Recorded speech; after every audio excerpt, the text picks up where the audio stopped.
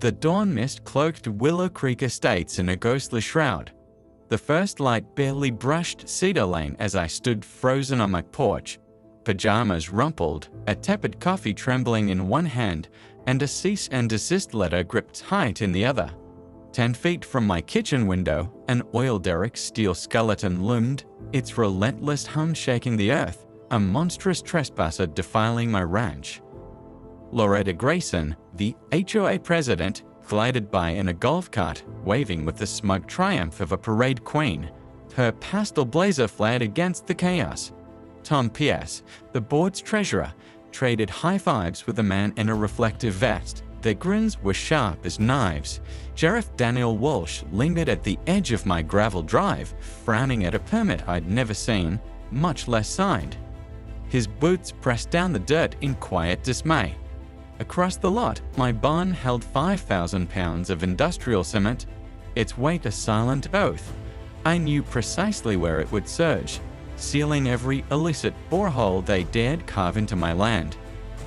3 weeks ago, on a quiet Tuesday, the fuse for this conflict was lit. A clipboard-wielding man had prowled my fence, his HOA badge glinting in the sun.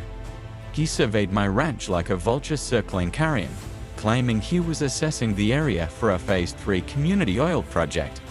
My name was absent from the documents he showed me. I laughed when he mentioned oil beneath my property until Ellen Tate, a neighbor with a nose for secrets, slipped me a leaked email. It revealed Loretta's audacious plot to drill my land, boasting of equity extraction and urgent drilling windows. My deed had predated their suburb by decades. The mineral rights were mine, locked in granite. Yet trucks swarmed and rigs rose like weeds. Loretta crowed online, "Our future starts now." I called the HOA, but there was no answer, just dead air. Sheriff Daniel came out to inspect, squinting at the emerging derrick and muttering, "Looks off, but it needs a court's word." My lawyers, Nora Walsh, Rick Tate, and Carlos Pierce, labeled it a blatant land grab, but injunctions crawled through the legal system and time bowled away. The derrick loomed larger each day, its steel claw piercing my back acreage, a violation I felt deep in my bones. I filed a mineral theft report with the state, but the paperwork felt frail against their grinding machines. Loretta's weapon was a forged map that slipped my acres into their development zone, backed by a crooked council clerk I had once reported.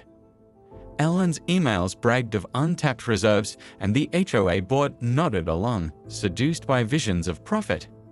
I ordered 5,000 pounds of grade cement, labeling it for barn repair, and stashed it at Ellen's to dodge suspicion. Using a surveyor's eye, I mapped their boreholes. 3 rigs, 4 holes, and a trench that sliced 30 feet into my soil. Orange flags marked them like a taunt while Loretta waved from her cart, blind to my plans. I scanned the soil density with a handheld device and waved back with a grin, hiding my edge. Patience was my blade. Let them overreach, let them dig their own grave. A county inspector flashed a flimsy permit supporting the HOA's emergency drilling rights, signed by that disgraced clerk. I pulled site plans from public records and spotted multiple flaws. A borehole grazed an aquifer, while a trench was untested for stability, each a crack in their armor. At 3:00 a.m., my motion sensors pinged. A contractor crept onto my land laying pipe without permits. His flashlight bobbed in the dark as I watched the grainy feed. Cement loaded into a rented trailer. My heart was steady with resolve. Dawn broke, and I poured thick grey justice into their boreholes. It hardened into silent rebuke. 6 hours, 2 holes sealed, each load a vow they'd never drill again. Loretta sent Frank Walsh, a slick lawyer in a shiny SUV, with a cease and desist letter. I countered with my deed, its boundaries unyielding as stone. Soon, a court summons landed as the HOA claimed communal assets, as if my ranch was theirs to carve. Nora unleashed my dossier, maps, drone photos, contractor statements, and emails exposing Loretta's fraud, her forged maps, and a paper trail of deceit. The judge froze their drills, citing blatant forgery while his gavel struck a hammer against her plans. Loretta struck back, slashing my truck's tires under cover of night and leaving gashes. I discovered the damage at dawn and rigged cameras, their lenses cold and watchful, capturing every shadow. Pouring the sixth hole, my auger struck metal with a dull clang. I lowered a scope and discovered corroded steel, military grade from the Cold War, buried deep. My ranch, once part of a fuel reserve corridor, wasn't just land. It was history. Loretta's rigs had pierced a federal secret. Soon after, the feds descended. Agents in dark SUVs, badges flashing, cordoning off my back acres like a crime scene. Loretta's press conference, where she portrayed me as a rogue rancher, imploded. Her board turned on her as leaking emails surfaced, forged permits exposed, and whispers of kickbacks swirled like storm clouds. Subpoenas piled up like bricks, each charge a nail in her coffin. Fraud, trespass, environmental violations layered with national security breaches.